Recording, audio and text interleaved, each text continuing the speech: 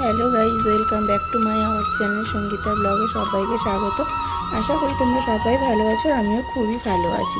আর সবার জীবনেই কুশল মঙ্গল চলে আসুক, ভগবান সবাইকে সুখ সমৃদ্ধি দিয়ে ভরিয়ে দিই। কারণ দেখো, ভগবান যদি আমাদেরকে ভালো না রাখেন তাহলে আমরা ভালো থাকবো কী করে? আমরা যদি নিজেরা ভাবি আমরা ভালো থাকবো, সেটা কখনোই না।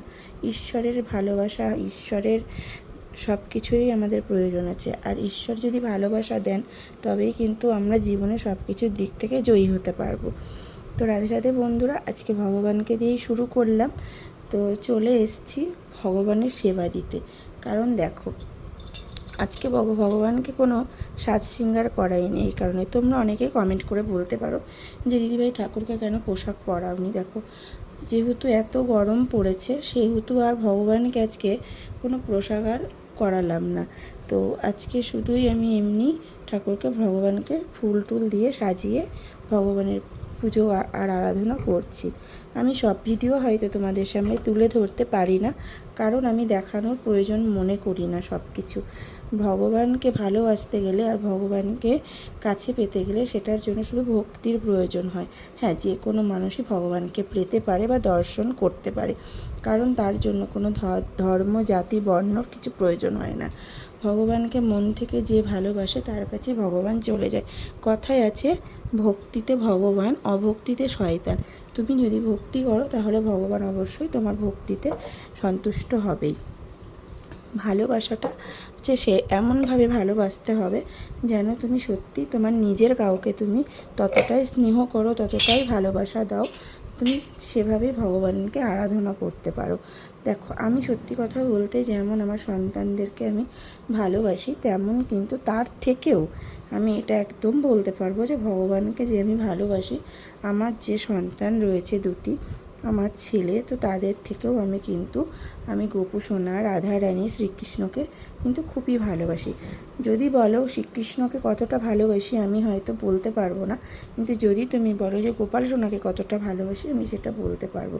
কারণ শ্রীকৃষ্ণকে আমি মনে করি সে আমাদের ভগবান, সে আমাদের অন্তর্যামী। তো তাকে কতটা ভালোবাসি আমি হয়তো জানি না। তার নাম তো সারাক্ষণই করি, হরে কৃষ্ণ মহামন্ত্র জপ করেই যাই, দিন রাত দিবারাত্রি, শোয়া ওঠা বসা সবসময় আমি ভগবানের নাম জপ করি। আর আমার কাছে যে ভগবান আছে এতে আমি অনেক খুশি, কারণ ভগবানকে আমি পেয়েছি, এতে আমি ধন্য। আমি মনে করি যে আমার কাছে কোটি কোটি টাকার থেকেও অনেক বড় সম্পত্তি রয়েছে। সেটা যদি বলো কি, তাহলে বলবো আমার ভগবান। কারণ তাদের কাছে তারা যে রয়েছে, তারা যে আমাকে যা কিছু আজ দেখছো ভগবানেরই দেওয়া। আর আমার কিছুই নয়, সবই তাদের জিনিস। কারণ আমার কি সামর্থ্য আছে যে আমি কিছু করতে পারবো? তারা চেয়েছে বলেই কিন্তু আজ সব কিছু হয়েছে, বা তাদের জন্যই আমি এত কিছু পেয়েছি। ভগবান না চাইলে কিন্তু কখনোই কিছু পেতাম না বা করতে পারতাম না। তাদের দৌলতেই আজকে আমি সব কিছু পেয়েছি। আর সত্যি কথা বলতে, বাবা লোকনাথ ব্রহ্মচারীকে আমি কিন্তু আগে খুবই, দেখো আমার বাড়িতে কিন্তু প্রথম বাবা লোকনাথ ব্রহ্মচারী আমার স্বপ্নাদেশে আমি পাই। যখন আমি স্বপ্নাদেশে পাই বাবা লোকনাথ ব্রহ্মচারীকে, তো সেটা অনেক বছর আগেতেই আমি পেয়েছিলাম। তো আমি তখন কিন্তু কোনো গোপাল ভক্ত ছিলাম না, না ছিলাম শ্রীকৃষ্ণ ভক্ত, আর না ছিলাম আমি কোনো দিনও রাধারানীকে ভালোবাসতে পেরেছি। হয়তো বাঁচতে তখন আমি পারিনি। আমি এমন একটা সময় সত্যি কথা তোমাদের সাথে শেয়ার করছি যে জীবনে আমার কিন্তু আমি এই কীর্তনটাকে খুব একটা ভালোবাসা দিয়ে আমি মেনে নিতাম না, কিন্তু জানি না, আমি ভোলানাথকে আর তারামাকে খুব ভালোবাসতাম। সত্যি কথা বলতে, এক কথায় আমি ভোলানাথের খুব অন্ধ ভক্ত ছিলাম। ছোটোর থেকে আমি খুব ভোলানাথকে ভালোবেসে, শিবরাত্রি থেকে শুরু করে, তখন আমি অনেক ছোট, আমি হয়তো 2 বা 3-তে পড়ি তখন থেকে। কারণ আমরা ব্রাহ্মণ বংশে জন্মগ্রহণ করেছি, আর সবাই জানো যে ব্রাহ্মণ বাড়িতে একটু ঠাকুর দেবতা পুজো অর্চনা নিয়ে বেশি থাকা হয়। যদিও আমরা ব্যানার্জি বংশতে বিলং করেছি, বাপের বাড়ি, তো আমরা ব্রাহ্মণ সেই তুলনায়। তো সেই জন্য বাপের বাড়িতে দেখো আমাদের কিন্তু কোনো দিনও ব্রাহ্মণ বংশে ব্যানার্জি বাড়িতে কোনো দিন পুজো অর্চনা হয় না।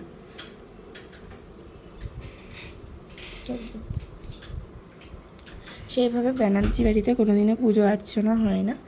মানে পুজো অর্চনা হয় বলতে হয়, পুজো অর্চনা হয় না না, মানে আমাদের যে ব্যানার্জি গোষ্ঠী সেটা হচ্ছে কুলীন বংশ, তো সেই জন্যেই মানে ব্রাহ্মণদের মধ্যে সর্বশ্রেষ্ঠ হচ্ছে ব্রাহ্মণদের মধ্যে ব্যানার্জি। তা তারা কখনো কিন্তু পুজো অর্চনা কারোর বাড়িতে করে না, তারা যজমানি করে না। তো সেই জন্যে আবার অনেকে করে।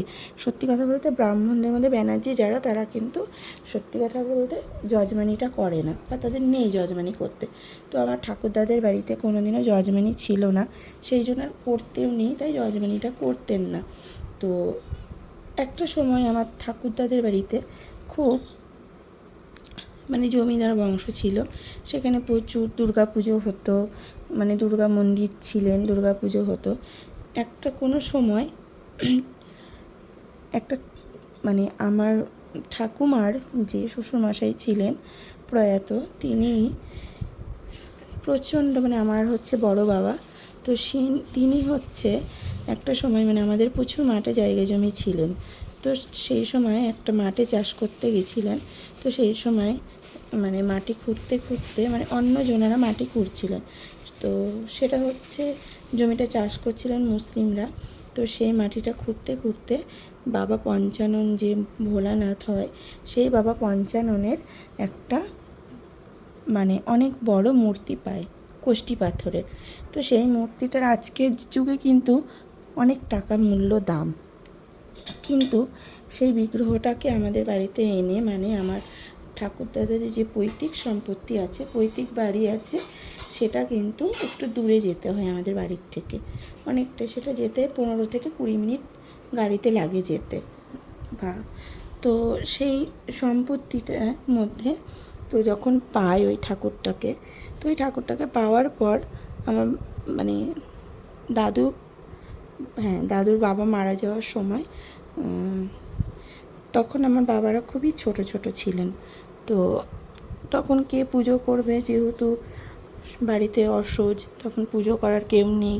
তো তখন তারা চিন্তা ভাবনা করলেন যে আমাদেরই যে একজন ব্রাহ্মণ আছেন কুলগুরু, তেনাকে আর কি বললেন। তো আমার এই দাদু আর কি সেই কুলগুরুর বাড়িতে এসে ওই পঞ্চাননটিকে রেখে যান।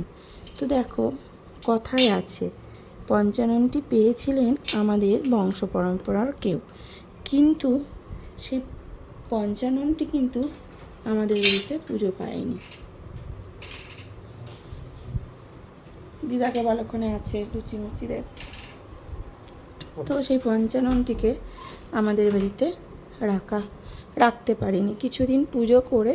তো ওই পঞ্চাননটি ওখান থেকে কিভাবে পঞ্চাননটিকে পেলো সেটাই তোমাদের সাথে বলছি। তো দেখো পঞ্চাননটিকে আমাদের বাড়িতে পঞ্চাননটি ছুটে চলে আসে।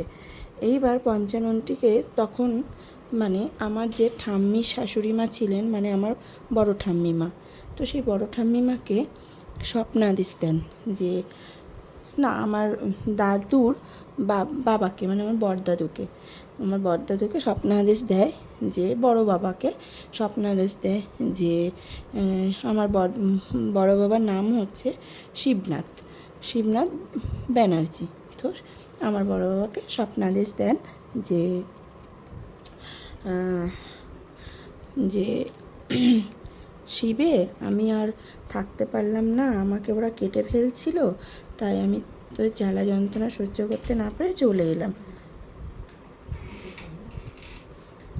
তো জ্বালা যন্ত্রণা সহ্য করতে না পেরে আমি তোর বাড়িতে চলে এলাম। তো আমি বাবা পঞ্চানন, আমাকে তোরা পুজো দিস। দেখো ভগবান আমি পেয়েছি বলে যে আমারই সেটা কোনো দিনও নয়, বা আমি কিনেছি বলে যে সেটা আমার, সেটা কোনো দিনই নয়।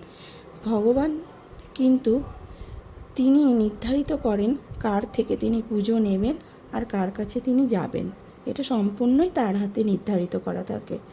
তো দেখো সেই ভগবানটিকে কোনো না কারণবশত আমার যেহেতু বড় বাবা মারা যান, তো সেহেতু তো আর বাড়িতে রাখা যাবেন না, তাকে তো সেবা দিতে হবে, যেহেতু নিত্য সেবা তাকে দিতে হবে, পঞ্চানন বলে কথা। তো বাবা পঞ্চাননকে রেখে আসা হয় ওই ঠাকুরমশাইয়ের বাড়িতে, ইহকালের জন্যই তাকে চিরন্তরে তার কাছেই রেখে আসা হয়। অনাদিকালের জন্য। আমরা কিন্তু আর কখনো তাকে কিন্তু আমাদের বাড়িতে নিয়ে আসতে পারিনি। এইবার কোনো না কারণে কোনো মন্দির থেকে একদিন জানা যায় যে ওই পঞ্চাননটার মূল্য কয়েকশো কোটি টাকা হতে পারে, কয়েক কোটি টাকা হতে পারে। তো যেহেতু সেটা শিলা বিগ্রহ বহুত বছরের আগেকার, তো সেই জন্যই যে আমার একজন পিসি আছেন, তো মানে আমার বাবার কাকার মেয়ে, তো সে একদিনকে ওই পঞ্চাননটি চাইতে আসেন ওই ঠাকুরমশাইয়ের কাছে। আর সেই ঠাকুরমশাই কিন্তু আমাদের বাড়িতেই পুজোও করেন, মানে উনি আমাদের কুলগুরু। তো ওনাকে দিয়ে আমি পুজো করাই সকল সময়, আমার বাড়িতে সব পুজোই উনি করেন। এবার ওনাকে গিয়ে বলে, দাদা আমরা পঞ্চাননটাকে নেব। তো তখন সে কিন্তু পঞ্চাননটা দিতে রাজি হয়নি। কেন দেবে? সে একটা কথাই বলেছে, তুমি তো মেয়ে, যদি আমার বাবা বা আমার জেঠু বা আমার ভাই যদি কেউ নিতে চায় তাহলে সেই পঞ্চাননটি দেবে, বা অর্থাৎ আমিও যদি নিতে চাই তাহলে সেই পঞ্চাননটি উনি আমাকে দেবে। এটা কিন্তু উনি বলে গেছেন আমাদের বাড়ি পুজো করতে এসে, যে তোরা যদি চাস তাহলে কিন্তু আমি এই পঞ্চাননটি তোদেরকে দিতে পারি, যেহেতু তোরা বংশধর তাদের, সেহেতু তোদের হাতে তুলে দিতে পারি। এবার দেখো, এই কথাটা বলার একটাই উদ্দেশ্য, ভগবান তো ভক্তিটা দেখেছেন ঠাকুরমশাই, হয়তো আমি সেই ভক্তিটা দিয়ে তাদেরকে ভালোবাসতে পারবো, তাই সে হয়তো বলেছে, কিন্তু তাকে দিতে রাজি হয়নি। আর একটা বড় কথা, ভগবান যদি কখনো গোপাল হোক বা ভোলানাথ হোক, যেই হোক, তুমি যে কোনো ভগবানকে যদি কোথাও পুজো দেওয়ার জন্য রেখে আসো, তাকে কিন্তু অন্তত পুজোর জন্য কিছু মূল্য ধরে দিতে হয়, না হলে কিন্তু সেই ভগবানটা তার কাছেই থাকে বা তারই হয়ে যায়। কারণ ভগবানকে যখন তুমি দিয়ে আসলে, তাকে তো তুমি খাওয়া দাওয়া দিলে না, ভগবানটা যখন তুমি আনতে যাচ্ছ তাহলে তুমি কি করে নেবে তাকে? তার জন্য ভগবানকে যখন দিতে হয় কারোর কাছে, তখন কিন্তু কিছু খাবার তার সেবার জন্য পয়সা বা অর্থাৎ কোনো কিছু খাবার টাবার কিনে দিয়ে আসতে হয় ভগবানের জন্য। সে ফল হোক, মিষ্টি হোক বা বাতাসা হোক, যেটাই হোক, ভগবানের জন্য কিন্তু কিছু দিয়ে আসতে হয়, যাতে ভগবান সেটা সেবা নিতে পারে। তাহলে আমার ভগবান আমি বলছি কি করে, আজকে বিগত আমরাও জন্ম নিইনি, তো তাহলে ভাবো সেটা ধরতে গেলে মানে প্রায় 50 থেকে 60-70, হ্যাঁ 50-60 বছর, 50-60 বছর তো ধরে রাখো, 50-55 বছরের কথা। তাহলে সেই 55 বছর ধরে একটা বিগ্রহকে তিনি পুজো করছেন।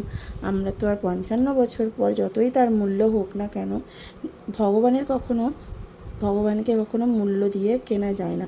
ভগবানকে হ্যাঁ একটা মূল্য দিয়ে আমরা কিনতে পারি, সেটা হচ্ছে আমাদের দোকান থেকে তো আর বিনামূল্যে দেয় না, সেই জন্য আমরা মূল্য দিয়ে ভগবানকে কিনে নিয়ে আসি, কিন্তু ভগবানের কোনো মূল্য হয় না। তো তাই সেই জন্য তাকে যখন নিয়ে এসেছে, তাহলে তাকে তো আর খালি করে রাখা যাবে না, তাকে বাড়িতে নিয়ে আসলে সে, এবার তাকে কোনো দিনও তার জন্য কোনো পয়সা খরচা করেনি, তার জন্য কোনো কিছু করেনি, তাহলে কি করে বলো তার কাছে গিয়ে ভগবানটাকে চাওয়া যায়?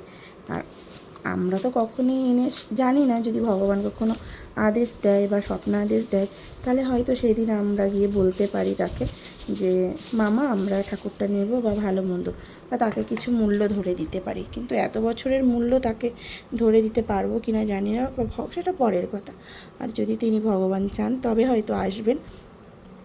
তো দেখো, সেটা দিয়েই বলছি যে যেহেতু আমরা এগুলো সম্মুখীন হয়েছি, দেখে এসেছি, তো সেহেতু দেখো যে ভগবানের কাছে কিন্তু সব সময় আমাদেরকে নত হতে হবে, ভগবানের কাছে আমাদের প্রার্থনা করতে হবে, চাইতে হবে।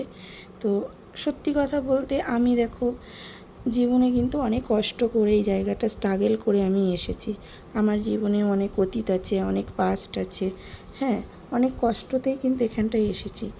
খারাপ ভালো মন্দ কাটিয়ে আমি জীবনে এখানে জয়ী করতে পেরেছি জীবনে। আর সত্যি কথা বলতে আমি ভগবানকে কিন্তু এতটাই ভালোবাসতে পেরেছি যে আমি কিন্তু তারা আমাকে ভালোবেসেছে।